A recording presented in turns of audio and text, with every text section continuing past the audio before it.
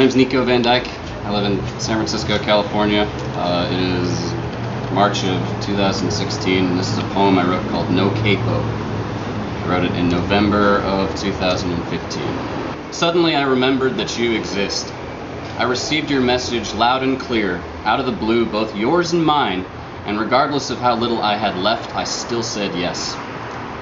That tiny remnant of blue in the tips of your hair reminded me of exactly how quickly we lost this year, and last year, and the year before. But there you were in front of me.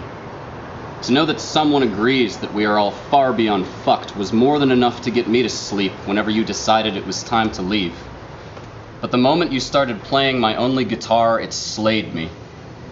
I watched the veins in your neck as you sang a song about someone else, and the way your mouth formed around the words was almost too much. Then came the only song anyone has ever written about me, and I closed my eyes and imagined how you smell. I didn't even need to know. When my voice met yours, I felt real again for the first time in years. I wanted so badly for your arms to be anywhere else as long as they were closer to me, but it couldn't ever be something that I needed. I sat myself down and began to write this. I didn't even need to see your face. I could hear your voice. I could always hear your voice inside my head, or making its way through the conduits of my electronic devices. I could hear it in my bed, and in my every morning decision not to kill myself. And I knew it all too well that the last few lines would never make you upset. They would never leave you frightened for my safety. You would only ever say it's me. You know me. And I do. And the same has always been true of you. I imagined all the times we had almost forgotten what mattered most, what brought us together in the first place, and what tore us apart. So run your tongue up the veins in my neck, in the deep recesses of your mind, in the darkest moments of your daily night. Please, just remember that I exist, that I am here in a way that almost no one even knows about, except for you. And God cried from your fingertips through my guitar, and I listened to you seeping back into my mind, into my genes, into my heart, into my pores, and every work of art I have ever stopped and taken the time to cry for.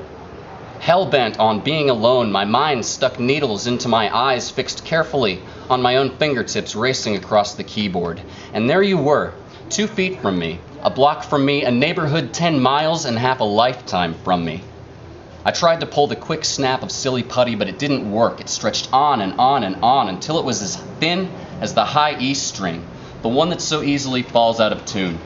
Just like me and just like you. There is no easy solution to the human problem the way we know it truly is. The fog that rolls over your house always rolls over mine first. Then I'll send you a poem, or you write me a text so we can get together and pretend it's all for the best, so we can pretend that something stands between us other than circumstance.